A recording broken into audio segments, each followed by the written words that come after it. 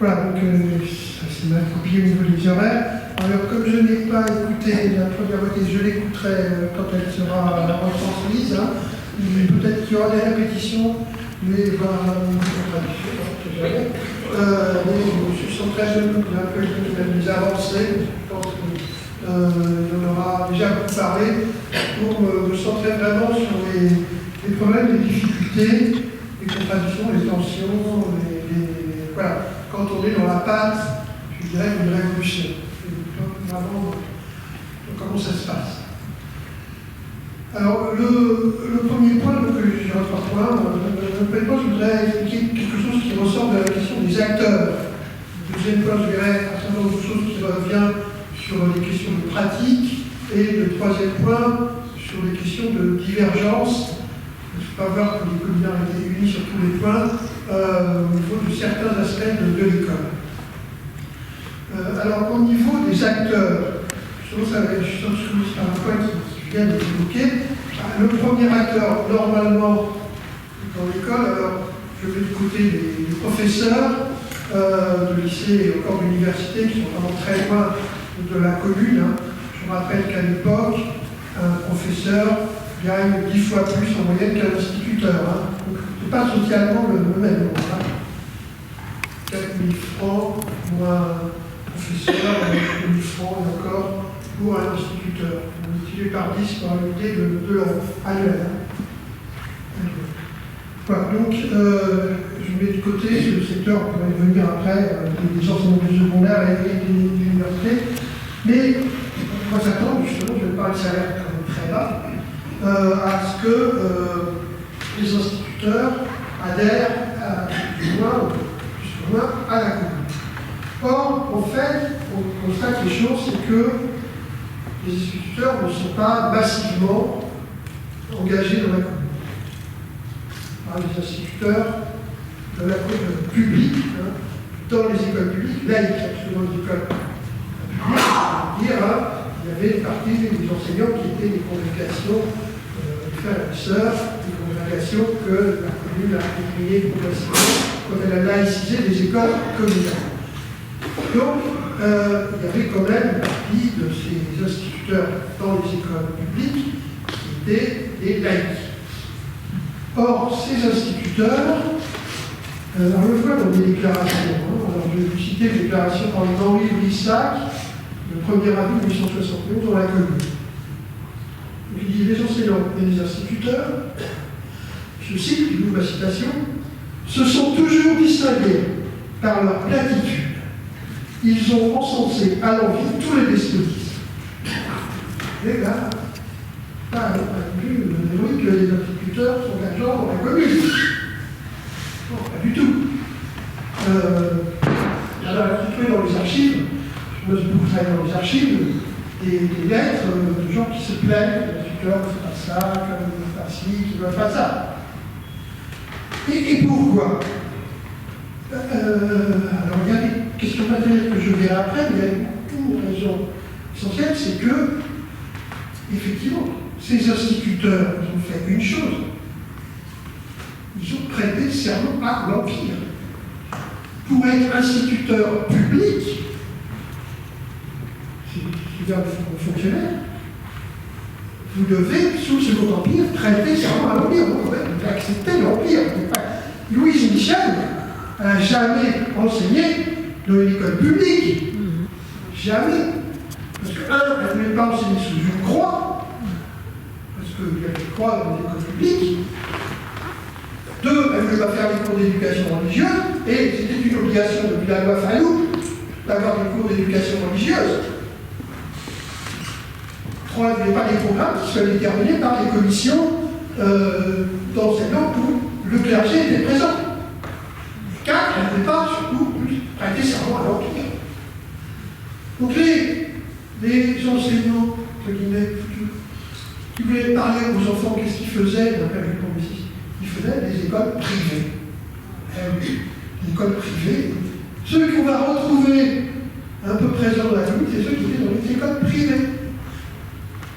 Michel, et d'autres. Très peu d'instituteurs publics à la commune. gens comme Le Fontaine, qui a été viré à l'école, etc. Donc, déjà, première complication.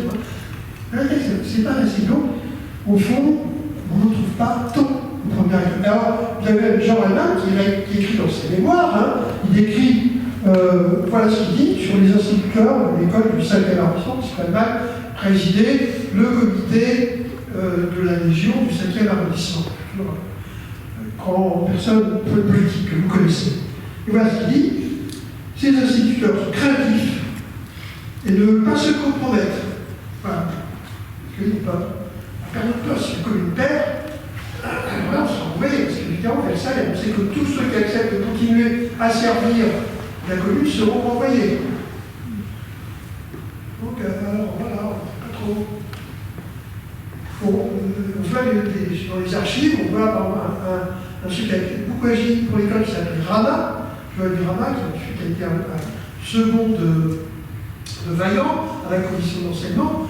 Rama, qui dans le 17e et avant dans le 17e, il essaie désespérément de faire des commissions où justement les instituteurs viendraient parler, etc., etc. Mais il n'y arrive pas. Ils ne viennent pas. Voilà. Ça, c'est le premier niveau de difficulté, vous voyez, les acteurs. Alors ça se trouve un peu de côté sur les sociétés. Deuxième acteur. Il y avait pas mal de sociétés qui s'occupaient de l'école avant la commune. Dans les quatre, celle qui est connue, toujours citée, parce qu'évidemment, elle a joué un rôle considérable, c'est l'éducation nouvelle, qui va jouer un rôle dans le fameux décret de la laïcité, etc. Donc, le texte est toujours cité, etc. Et c'est une toute petite association. Voilà. Après, parce qu'elle est très dynamique, c'est une toute petite association. De la même façon. Et quelles sont les grandes de notre association, qui est également très petite, qui sont les amis d'enseignement? Je trouve Verdure, qui va jouer sur les crèches, etc. Ça aussi, c'est très petit. Il y a deux grandes associations d'enseignement. Il n'y a pas encore d'aide au syndicat, ni même les amicales. Hein. Elles sont créées après. Les amicales, dont la Fédération de l'éducation nationale, etc., viendra après. Il y a deux grandes associations. La Société pour l'instruction élémentaire, gros truc, là, qui existait, qui sont tant pire, telle personnalité, qui veulent démocratiser dans une certaine mesure d'école. Et puis, plus récent, le comité parisien, tout nouveau de la Ligue de l'enseignement, qui vient de se créer il y a quelques années. Le but est la laïcité et la démocratie de l'école. Ça, c'est des organisations de masse. Voilà. Ces deux organisations de masse, pas un texte en faveur de la commune, pas un texte contre la commune. Silence. Et ils sont un peu conciliateurs. Voilà. Ils cherchent. Voilà. Oui, c'est intéressant. On dit la commune, mais quand même, il faut faire attention. Ça, c'est le pouvoir officiel. Il ne faut pas s'éloigner du pouvoir officiel. Voilà. Donc, oui, il y a ce rôle qui vont jouer par l'éducation nouvelle et par d'autres sociétés de l'enseignement. Les deux grandes sociétés, la Ligue de l'enseignement et la Société pour la. Alors, dans ces sociétés, il y a des gens qui sont communards, bien sûr. Hein.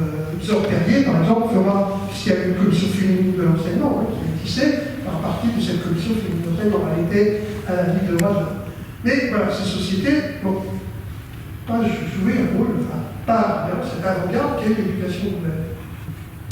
Autre acteur qui va poser des problèmes, lui-même, c'est la commune. La commune pensée comme à l'Assemblée communale.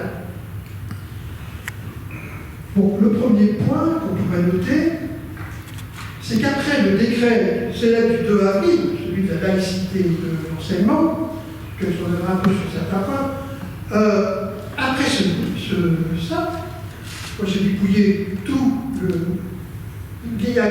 les débats de compte rendu intégraux qui sont disponibles seulement dans un livre très spécial.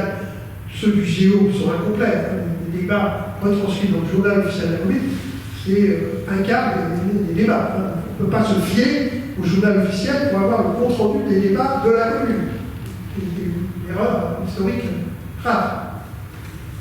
Donc, quand on regarde le compte rendu officiel, c'est 700 pages de volume, on dit, il y a eu, pour voir tout ce qui se passe vraiment.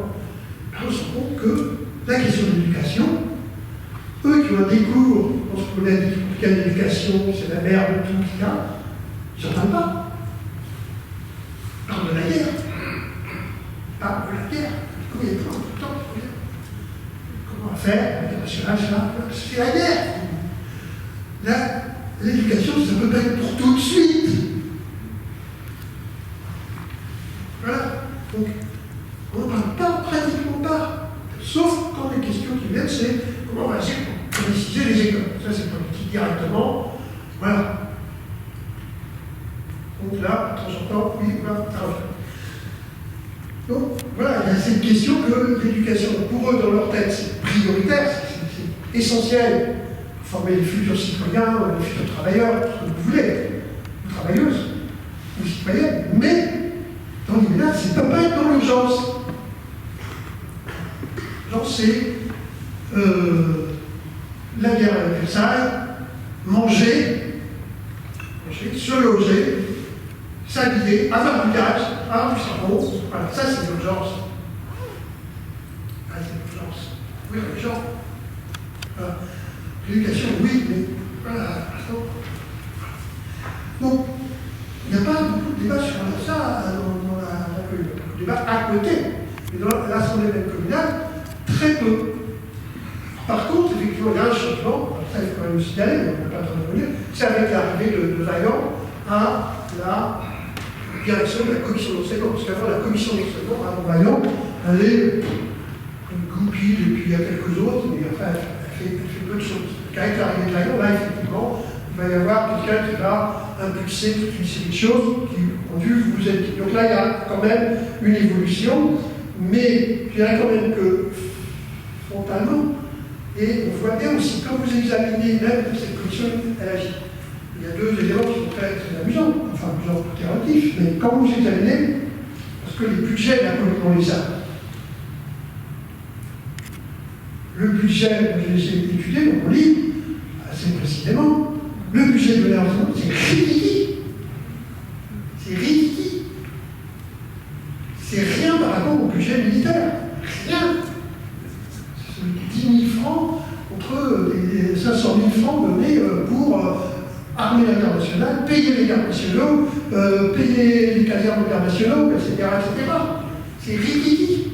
Alors, quand vous lisez à l'endroit, après, elle parle de la commune de l'enseignement, elle dit au ministère, vous savez combien il y avait de fonctionnaires en dehors des membres des commissions sur les politiques, en fait 3. 3 fonctionnaires. Un ou une secrétaire, une sorte de technicien et un gardien. Et tout. C'est 3 personnes. C'est tout. C'est pas un ministère de l'Éducation nationale, c'est ce mot parisien. Il faut se baser correctorat actuellement de Paris, plus que 3 personnes. Dans le moyen, vous voyez, oui, non, c'est compliqué. 3 personnes qui travaillent au ministère de l'Éducation nationale autour de Vaillant. Plus les 2 commissions. La commission générale, c'est des filles à la voilà, donc c'est compliqué à ce niveau-là. Alors, au niveau des acteurs, mais c'est pas si simple déjà. Non, au niveau de certains conflits qui existent. Alors, sur la laïcisation, vous avez vu le décret, certainement, ce décret qui prévoit la laïcisation des écoles, et puis le célèbre article, enfin pas du tout célèbre article 3, que personne n'étudie, mais qui est fondamental aussi, celui qui dit que la ville peut récupérer les biens de main morte. C'est aussi important que le précédent, parce que qu'est-ce que ça veut dire? Que cette récupération de la ville des biens de main morte, ça veut dire que la commune se donne le droit de récupérer, non seulement de laïciser les écoles publiques en mettant des instituteurs laïcs à la place des frères de congrégation, mais que les bâtiments qui appartiennent aux églises de manière, aux congrégations de manière main morte, c'est-à-dire en fait ils n'ont pas de propriété. C'est des lieux où il n'y a pas de propriété. Il n'y a pas eu, on ne paye aucun droit sur les héritages. Voilà, c'est des biens comme ça. L'Église a. Elles n'ont pas de type de propriété. C'est bien, oui, ah ben là, nous, on a le droit, une fois qu'on aura vu les choses, de les prendre. Et donc on peut mettre à la porte des écoles privées qui sont dans des locaux qui, en fait, nous appartiennent. Ils ont le droit, hein, si ils veulent faire une école privée catholique, vous pouvez la faire, mais plus dans ce local. Ce local, il vous appartient. Et donc, dans un local municipal, on ne veut pas qu'il y ait des écoles, des frères et des sœurs etc. Donc, ils ne vont pas seulement tenter de privatiser, de laïciser les écoles publiques communales en enlevant les frères et sœurs, mais ils vont aussi avec les écoles privées en fonction de l'école de cet article 3. Comme ça, l'école de jésuites, par exemple, de l'Armée-Aumont, qui n'était pas, une école publique communale, une école de jésuites. Ils les virent, les jésuites, on leur dit maintenant, ça c'est un local, maintenant allez à la commune de Paris, où vous partez, et nous on va y mettre notre école professionnelle après, mais pas si facilement que ça non plus. Donc voilà. Alors ça, tout ce mouvement rencontre des oppositions. On a dit, vous l'avez vu, sûrement un petit peu, on le voit. On parlait, par exemple, il y a des écoles où on regarde les choses, par exemple, dans certains quartiers très bourgeois, évidemment, ça se passe plutôt mal, hein, parce que la majorité des gens là sont assez cléricaux, c'est pas évident. Hein. Les écoles du 16e, du 7e arrondissement, donc c'est pas toujours facile. Mais même, par exemple, dans une école comme une école de la rue du Banquier, dans le 13e arrondissement, on chasse les frères et les sœurs, et il n'y a que, un tiers des enfants qui restent. Les tiers ne reviennent pas. Voilà, ils ne reviennent pas. Alors, d'après certaines sources, ils ne reviennent pas parce que les sœurs leur donnaient à manger. Et là, la commune, elle n'a pas les moyens de donner à manger. Il faut payer. Là, on est là, question d'argent. Payer. Une cantine, il faut le payer. Hein. On fait une cantine démocratique, mais il faut l'argent pour payer la cantine. Hein. Les gens qui fabriquent les produits, ils veulent de l'argent, c'est normal. Le travail doit être rémunéré, y compris le vendeur qui vend son travail. Donc, il y a des réticences. Parfois, aussi dans l'école, on voit c'est des marchands du marché qui sont attachés à l'école, telle qu'elle est, elles viennent protester, etc. Et même, par exemple, j'ai vu le 133e bataillon de la garde des Sceaux, qui est un bataillon assez rouge. Son commandant était Jean-Baptiste Chardon, ouvrier chaudronnier élu à la commune, dans un courant assez dur de la commune. Le 133e bataillon vote pour le maintien des sœurs dans les écoles. Voilà, vous voyez, il y a certaines résistances qui se font, parce que là, au 13e, il y a des situations assez compliquées, et j'ai pas le temps d'y revenir. Bon, n'exagérons pas, parce que, quand même, la grande masse des Parisiennes et des Parisiens était pour la laïcisation des écoles. La grande masse des Parisiennes et des Parisiens, vous voyez bien que les frères et les sœurs, ce n'est pas des enseignements terribles, hein, qui étaient contraires à ce principe. Mais il y a quand même certaines difficultés, pas évidentes. Beaucoup plus graves, comme difficultés. Beaucoup plus graves. Et c'est la question du recrutement. C'est celle qui produit le plus d'archives. Vous allez aux archives, ça, le paquet d'archives. Alors, qu'est-ce que ça veut dire, la question du recrutement? C'est que, quand vous avez mis plusieurs centaines de frères et de sœurs à la porte des écoles, presque la moitié, enfin, ils entrent dans les écoles, il n'y a plus de cours. Eh oui. C'est assez brutal, hein, ça se passe en 15 jours, 3, après demi. Il n'y a plus de cours. Il n'y a plus d'instit. C'est ça l'école de la commune. Parce qu'ils veulent que les écoles fonctionnent, on essaie de les faire fonctionner. Il n'y a plus de cours. Là, on n'a pas de la révolution, mais le débat, ce monde-là, mais il y a la réalité dure. La réalité dure, c'est qu'il n'y a plus les enseignants pour l'école. Ça commence à aller. Dans ce second moment, ouais, d'accord, le foutu des frères se rapportait pas mal, ouais, d'accord, bon. On avait marre que le gamin soit endoctriné par les frères et sœurs. Mais il n'y a plus. Alors, c'est ça, il y a un vrai contentement qui commence à se faire. Et pour ça, il y a une chose qu'il faut faire, c'est d'urgence. Là aussi, ça c'est une chose, c'est pour ça qu'il y a beaucoup de il faut recruter. D'urgence. Il faut recruter d'urgence. Vous voyez, là, c'est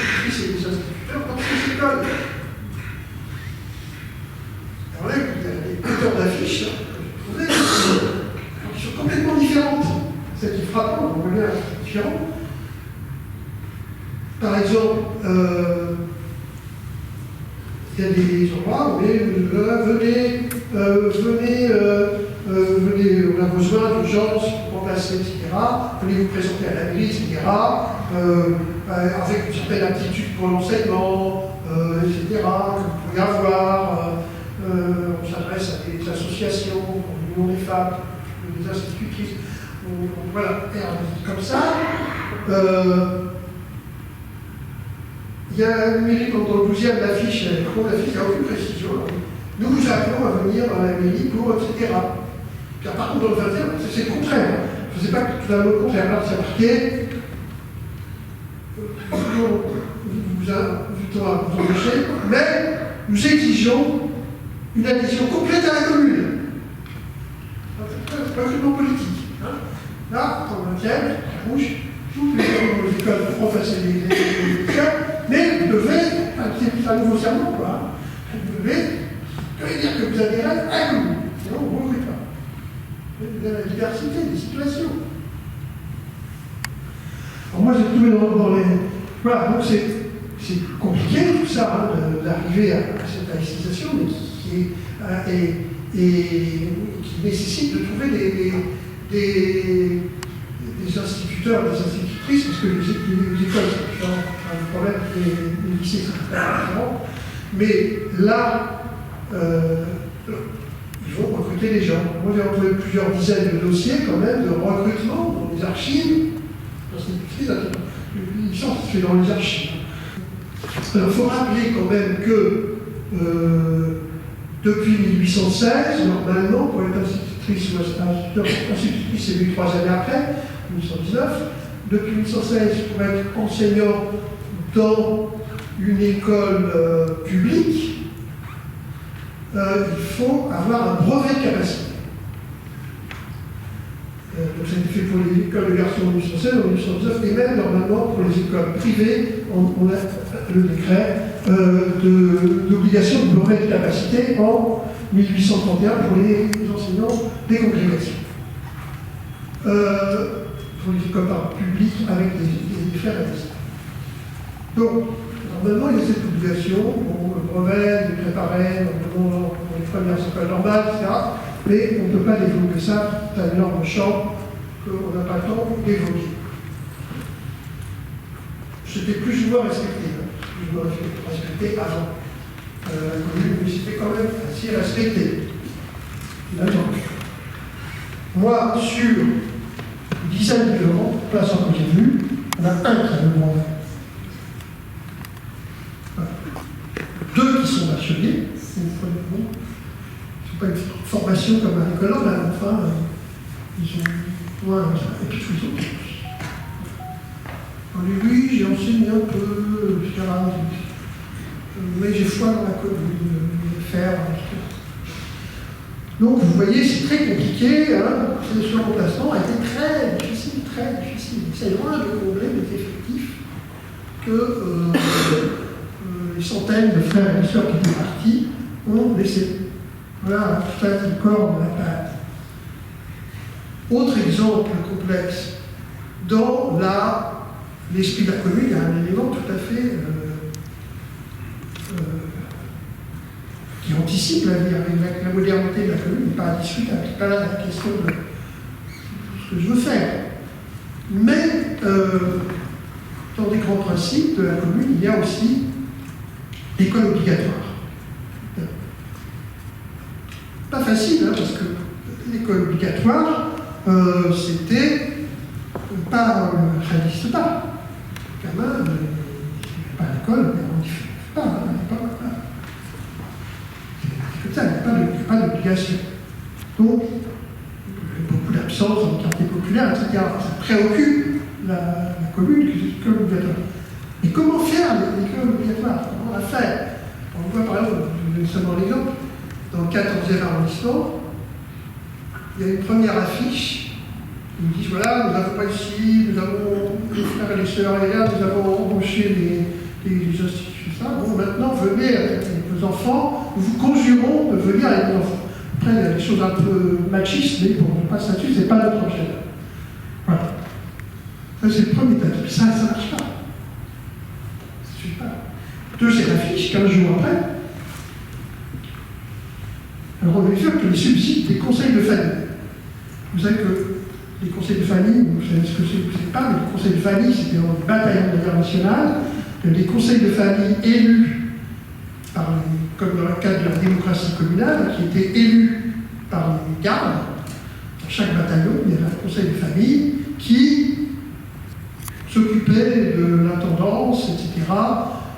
Et qui, au-delà du célèbre 1,50 € par jour versé à 5 gardes nationaux et à un certain nombre d'équipements, vivres, etc., décidait que pour les familles méritantes ou les familles très pauvres, en situation très dure, et que ça ne suffisait pas pour vivre avec ces 1,50 €, ce qui est certainement le cas, parce qu'1,50 € par jour, ça veut dire 15 € par mois, à peine. On n'en vivait pas, l'allocation de la garde nationale. Donc, il y avait des subsides en supplément que le bataillon versait à ces familles, disons, un peu plus nécessiteuses, ou autres, nationales, des choses comme ça. Voilà ce qu'il y a dans la fiche. Désormais, c'est un fichier ensuite, les subsides, les conseils de famille alloués aux enfants ne seront versés que sur présentation d'un certificat de l'instituteur constatant que ceux qui sont en âge d'aller à l'école la fréquentent assidûment. Donc, votre enfant ne vient pas à l'école, on vous supprime les subsides, les secours. Bien, pas bien, moi je suis historien. Mais toutes les questions qui s'accumulent. Pas sûr, parce que chaque institution pourrait faire des carrières de ton tour. Développer chacun de ses problèmes. Et voilà, ça c'est la part de la révolution. Comment on va faire pour faire venir les enfants à l'école. Bon, après, en plus, faire venir les enfants à l'école, c'est compliqué, les classes sont surchargées, en dehors de sa raison que les enfants ne venaient pas, d'un côté. La moyenne des classes à Paris, c'est 40-50 élèves, toutes les écoles primaires. 40-50 élèves, parfois 60, parfois 70. On voit les rapports de l'inspection générale communale, dans les archives, ou de l'inspection générale communale, des inspectrices, des inspecteurs généraux, enfin, ce serait l'académie maintenant, parce que ça s'appelle seulement les écoles primaires parisiennes. Il y a 60 élèves, 70 élèves, c'est pas possible, etc. Et donc, ils ont des problèmes de locaux. Et ils ont des problèmes de locaux qui s'aggravent. Alors, pourquoi ils s'aggravent? Là encore, je vais vous citer un seul exemple, il y en aurait beaucoup d'autres, même deux. Un jour, un lundi, il arrive, faire cours, mais qu'est-ce qu'il faut dans l'école? Des dizaines de blessés, parce que la garde nationale a réquisitionné l'école pour installer un hôpital de campagne. Voilà. Alors, là, comment on est blessé? Il y a un on va à lui, à ici, etc. Évident.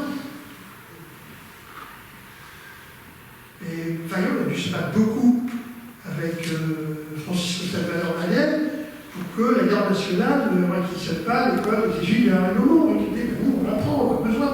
Surtout que plus ça va, plus la garde nationale, l'idée c'est qu'il faut les caserner. On ne veut plus qu'ils rentrent le soir chez eux. Parce que ça les démobilise, ils ne reviennent plus. Se battre le lendemain, donc le mieux c'est qu'ils soient casernés. Parce que toujours c'est l'objectif. Trouver 200 casernes, 1 milliard en école, je pense que ce n'est pas là. Il y a des écoles qui sont occupées par la garde nationale. C'est les seuls aussi, dans certains endroits, qui ne peuvent plus faire cours parce qu'il y a des bombardements Versailles. Et les enfants évacués parce que là, la salle de barbe ne peut plus faire un cours. Vous avez des problèmes de locaux aussi, tout ça, qui sont extrêmement compliqués.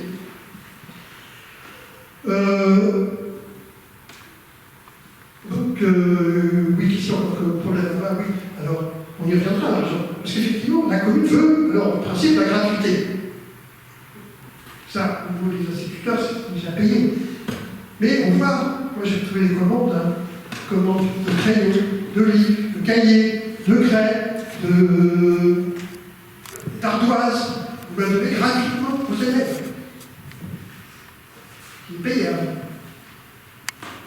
Pour les factures. L'école de chaque commande, sans cahier, tout frais, c'est touchant. Après, il faut payer encore. Deuxième niveau, il faut payer. Il reviendra.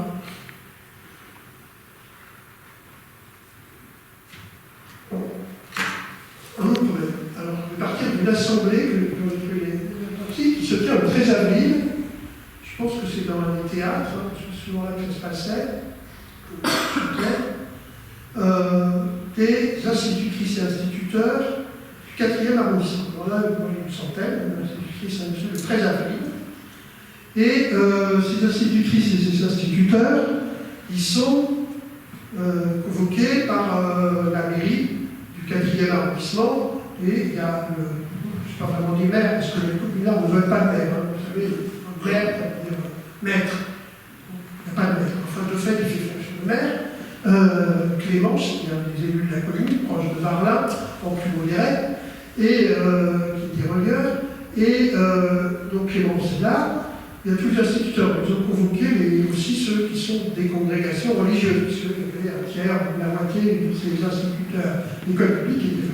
Là, il explique aux gens, aux instituteurs de congrégation, c'est fini, on va vous virer, etc. Du coup, ils s'en vont.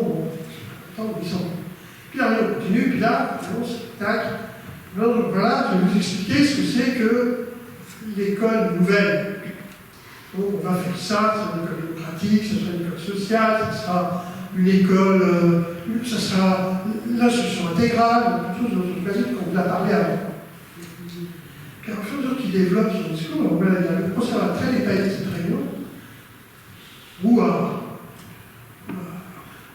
je sais qu'on a dit que ce n'est pas les fanatiques de la commune, mais de là, contredire comme ça un élu de la commune qui a quand même une certaine autorité, hein, la commune, c'est pas tous des temps, hein, c'est pas non plus une révolution en 10 ans, hein, voilà. Hein. Donc,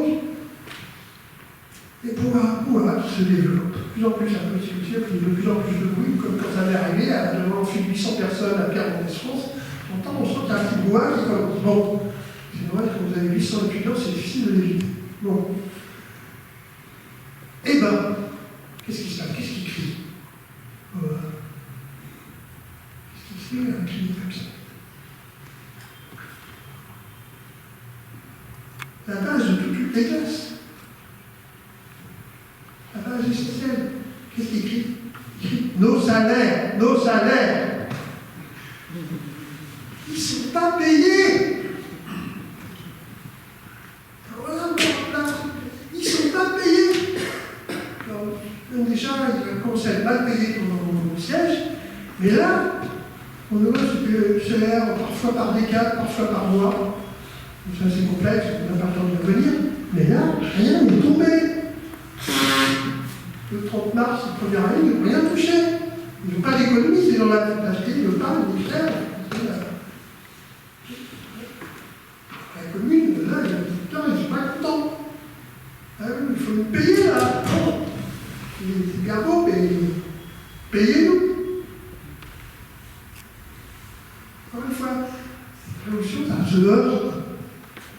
Concret, le jour. Et embêté, le chef de la commune, oui, on va voir ce que je peux faire, comme font les élus. Là, j'ai une démocratique, on va voir ce que je peux faire. On va vous trouver des solutions, etc. Mais c'est pas du tout facile, hein, et la conséquence de tout ça, je vous ai dit, sur les locaux, sur les instituteurs à recruter, les questions de salaire qu'il faut payer, quand vous mettez, moi j'ai trouvé le livre de quête sur la mairie du 10e arrondissement, donc toutes les décades, ils marquent toutes leurs dépenses par service, tous les 10 jours, et là, les dépenses d'éducation, c'est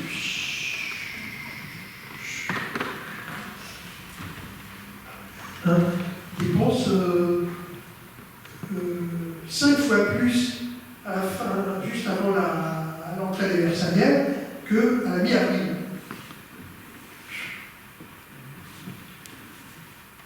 Le problème, c'est que en même temps, quand on regarde le livre de caisse et puis le livre des entrées, il n'y a quasiment plus rien. Le 20 mètres dans la caisse du 10e arrondissement. Il va continuer. Pas évident parce que quand même de l'argent qui rentre, ça, si on n'a pas le temps d'évoquer, mais pas une question de l'enseignement, de l'argent, du financement, des gens qui travaillent. Tout payer le travailleur qui fait les cours, et les travailleurs pour fabriquer des crèmes, et les travailleurs pour construire les locaux. Voilà. Il n'y a pas de travail gratuit. Sauf que vous avez une révolution socialiste, pas de travail gratuit. Il faut les payer. Donc, là, on n'a pas tout le temps d'évoquer, pas trop long, mais on peut en prendre un immense champ qui est celui des budgets de la commune. La culture, etc. Et voilà, c'est complexe. Là aussi, on voit bien que ces dépenses dépassent les revenus qu'ils ont, ce qui poserait des problèmes assez rapides à terme. D'autant plus que, vous savez, c'est à l'honneur de la commune, le 21 mai, c'est le dernier grand décret vaillant, celui qui porte le salaire des instituteurs de 1000 francs à 1500 francs, et aussi, encore plus peut-être à son honneur, celui des institutrices de 850 à 1500 francs, pour l'égalité des salaires des instituteurs. Vous voyez, la hausse, c'est-à-dire rentrer après comme une dépense. Une augmentation de gros 50% des salaires des instituteurs et de 75% du salaire des institutrices pour arriver à ce premier décret de l'égalité des salaires des femmes et des hommes en France, qui est quand même une grande mesure de la commune. Quand on pense après, où l'argent, quand on voit les difficultés qu'il rencontre. Avant d'arriver sur le point des conflits, ce sera beaucoup plus court au niveau des débats, il y a aussi des conflits au niveau de l'échelle, ce qu'on appellerait les jeux d'échelle. Là, vraiment, des conflits qui sont entre les trois niveaux qui existent pour eux, la nation, Paris, les arrondissements. Là, il y a des conflits. Je ne développe pas parce que c'est un autre problème, mais entre la nation et la commune, il y a bien sûr des conflits. Entre Versailles et Paris se posent, etc.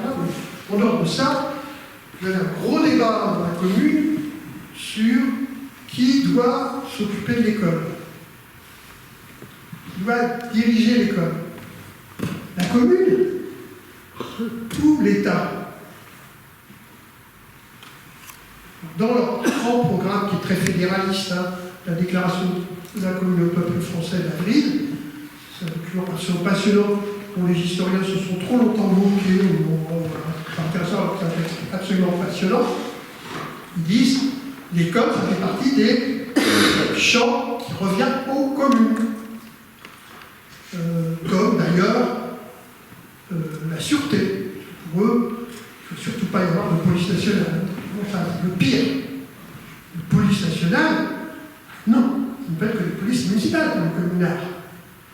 Oui, ça se prend toujours. Les communards faut renverser. Voilà, oui, ça doit être municipal, parce que la police nationale, ça va dépendre de l'État, il ne veut pas que ça dépende de l'État, donc ça dépend des citoyens armés qui font la police. Mais, donc, c'est pour ça nous, on a le droit de décider de la laïcisation de nos écoles. On ne va pas attendre un décret national pour laïciser l'école. C'est un champ qui nous appartient. Et les autres communes font ce qu'elles veulent.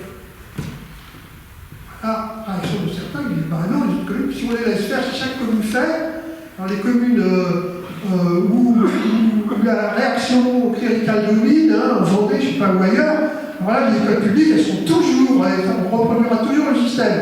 Ça, il faudrait que l'État prenne une décision nationale. Ce n'est pas du champ. Vous voyez, là, ça ouvre tout un champ sur rapport entre écoles, entre ce qu'on laisse au local, ce qu'on laisse au national. Sur même un débat sur, à un moment, tout petit débat, sur les programmes. Alors, on va décider de nos programmes. On va quand même, on ne va pas laisser les programmes. Non, on ne va pas dire que chaque commune verse son programme. Pas possible. Il y en a qui sont pour quand même. C'est un débat passionnant. Un débat passionnant. Donc, et puis aussi l'éducation secondaire, l'université, est-ce qu'on peut s'en occuper? Là, c'est encore plus loin. Voilà. Donc il y a ces contradictions-là qui existent déjà, et puis vous avez alors entre eux, là ça a été encore plus dur, parce que là ça posait plus des problèmes un peu théoriques comme ça, mais ça, comme ils étaient en conflit avec Versailles, de toute façon le choix était réglé, ce qui nous permettait de faire leur école. Mais par contre, avec les arrondissements, parce que beaucoup d'arrondissements n'ont pas attendu la commune, arrive la pression de Vaillant et d'autres pour laïciser leur école. Et puis ils ont dit on laïcise les écoles et on nomme nous, mairie, l'arrondissement, les institutrices et les instituteurs de cette école. On ne va pas attendre que ça nous vienne d'en haut. On fait comme on veut. Voilà. Et donc, ça crée une tension énorme. Parce que quand Vaillant arrive, il dit bah oui, moi, je veux contrôler toutes les dominations. Moi, entre guillemets, recteur de Paris, un peu, si on veut, moi, je veux me donner le droit de contrôler toutes les dominations. Et puis, qu'est-ce que vous. Ah, ben non, alors là, on a des courriers des élus de la commission municipale du 12e arrondissement. On n'a pas besoin. Et puis, on n'a pas besoin de nous envoyer des inspectrices générales, des inspecteurs généraux. On fait ça très bien. Qu'est-ce que vous venez nous contrôler? C'est la démocratie.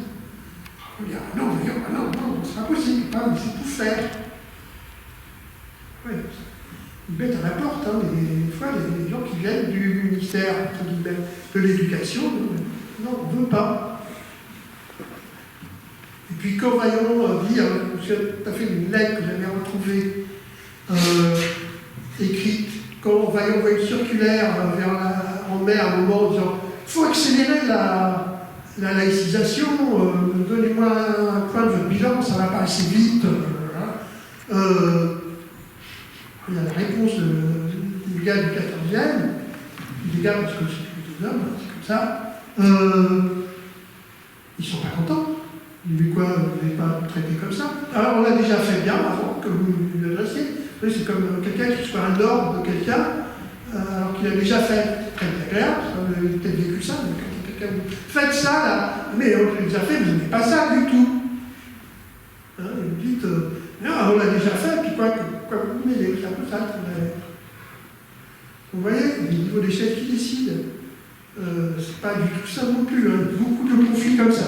J'aurais mon troisième point, terminé, qui sont quelques idées qui ont fait débat. Donc, sur certains points, tout le monde n'est pas d'accord.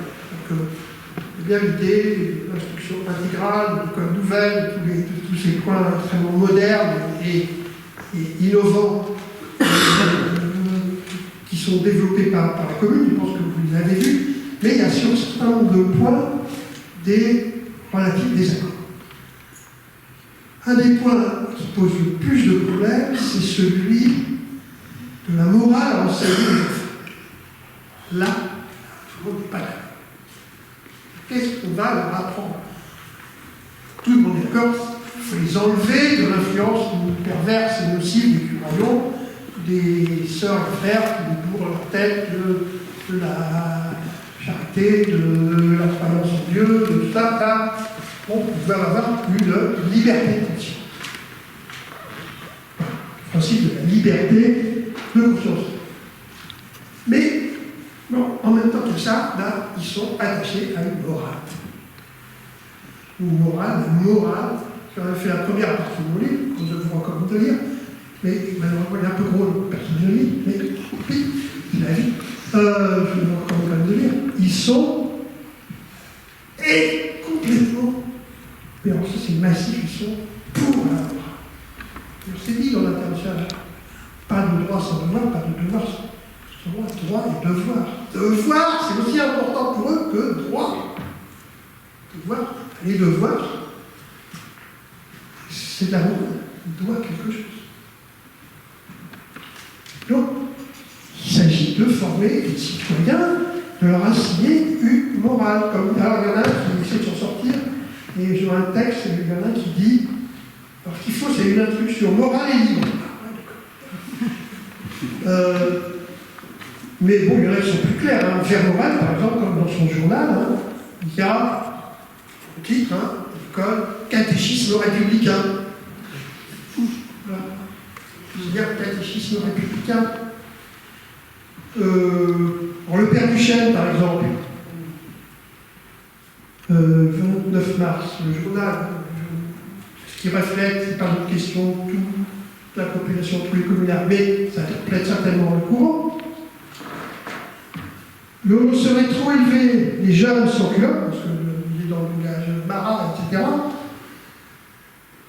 On ne saurait trop élever les jeunes sans culotte dans l'habitude du travail, dans le respect de l'égalité et l'amour de la travail, égalité, c'est un programme. Il faut leur apprendre. Mais à côté, hein, vous avez dit non, il faut pas trop avancer sur ce chemin.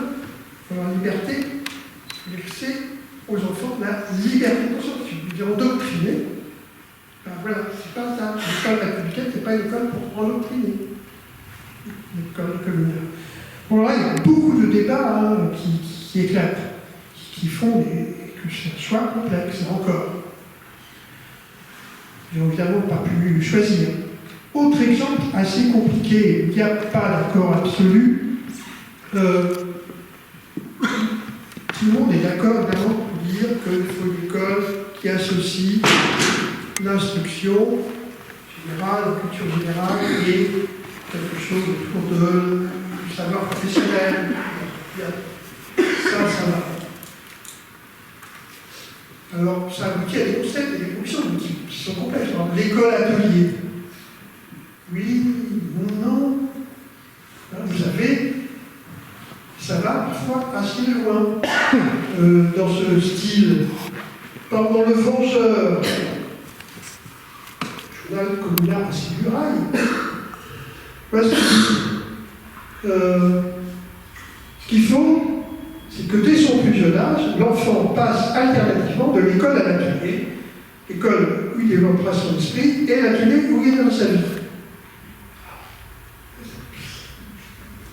C'est ça l'école. Ah, par contre, tout de suite, on a un problème. Hein. D'ailleurs, gagner sa vie, c'est pas seulement pour savoir. Gagner sa vie. Il faut gagner sa vie. Quand on est enfant, on gagne sa vie. Ça aussi, c'est l'intérêt. L'argent qu'apporte l'enfant, il est utile au foyer. On ne passera pas.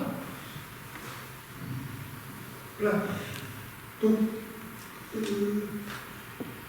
alors, par exemple, au contraire, vous avez d'autres complètement dans le sens. Par exemple, Pierre Denis, hein, dans le 17 avril, c'est tout à fait autre chose. Il demande que les enfants apprennent d'abord, comme les jeunes bourgeois, l'histoire du siècle. Et y compris là et l'égalité. Si vous voulez faire une école, ne prenez pas ce que les jeunes bourgeois apprennent, maintenir l'inégalité. Dans le mot d'ordre, qui était un journal Chicago du 8 avril.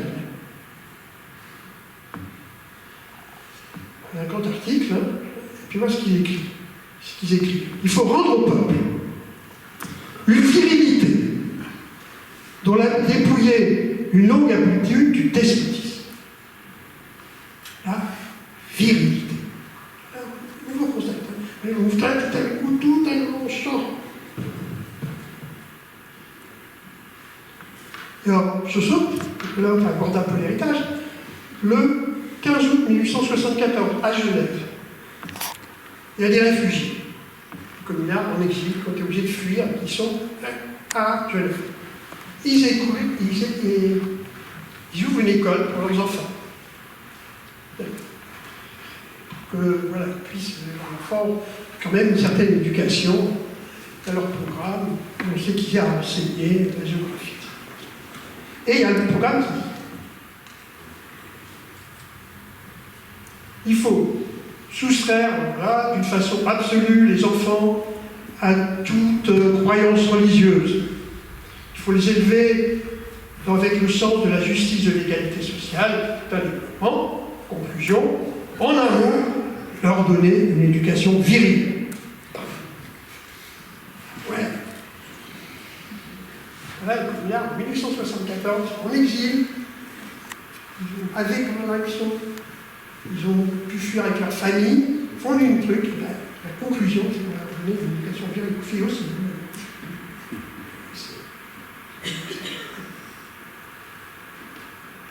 Et voilà, encore un problème. Hein? Pendant la Commune, il y a une obsession de la virilité. Il y a des centaines de textes, de citations de communards parlant de la virilité. Voilà. Ça n'arrête pas d'en parler. Pourquoi ils n'arrêtent pas d'en parler? Moi, j'avais travaillé avant la Commune sur la guerre de 14. C'était pareil. Quand il y a une guerre, là, il y a une guerre civile, et bien, toujours, les qualités viriles sont mises en avant. C'est le combattant qui va se faire comme le mec, comme disait le père Michel, en gros, des poils, des poils. Il nous faut des poils, des poils. Regarde, des mecs, vrais mecs. Voilà. Vous avez tout le discours classique de toutes les cultures de guerre qui imbibe la période. Voilà pour d'autres choses. Alors, bilan, que je lis fréquemment, l'éducation doit préparer une génération saine et forte, hein, pouvant utiliser virilement un jour les résultats de la révolution. Voilà, plus de l'éducation. En même temps, il faut autant d'efforts pour les filles que pour les garçons. Hein. Les écoles de filles s'y appliquent, même s'ils ont créé la commission de filles un peu plus tard, ils sont attachés, ils font attention, etc. Mais avec ce contexte aussi. Avec ce contexte. Donc, qu'est-ce que c'est un détachement? Alors, on a vu qu'effectivement, on a trouvé des problèmes un peu identiques pour le travail. Hein. On l'a dit. L'idée du travail féminin, c'est loin d'être gagné hein, chez les ouvriers parisiens du XIXe siècle, fut-il progressiste, à part une poignée autour de Varlin et quelques autres. Mais ce n'est pas la masse des militants de l'international, des partisans de la Commune. Hein, voilà, pour eux, le travail féminin, ça résulte de la surexploitation capitaliste qui a accompagné la révolution industrielle. La révolution industrielle, c'est une période très dure. Le capitaliste surexploite parce qu'il va accumuler le capital, et pour ça, qu'est-ce qu'il fait? Il fait appel au travail des femmes et des enfants. Et ça, c'est aussi horrible pour les ouvriers. Le travail des femmes en usine, c'est pareil. C'est le capitalisme qui le fait. Il appelle les femmes et les enfants au travail. C'est la montagne qui devient. Longtemps que ça se dégage de ça. Donc vous voyez, il y a encore peut-être des points que j'aurais pu évoquer, hein, mais c'est une révolution, c'est des faits. Clairement, ce que disent certains, que ce n'est pas une révolution accidentelle, ou qui n'est conduite que par les événements, c'est bien une révolution qui s'appuie sur une visée sociale, socialiste parfois, qui est très vaste, ou par un accident, quelque chose de profond. Après, c'est aussi dans la réalité. Aussi dans la réalité. Il faut vivre cette révolution. Voilà, je vous remercie. Merci beaucoup, Jean-Louis, pour ton intervention.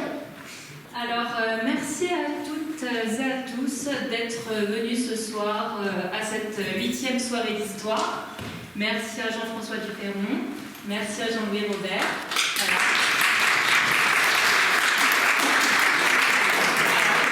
L'intervention était vraiment très intéressante. Voilà. Et vive la Commune. Et vive la Commune, bien évidemment.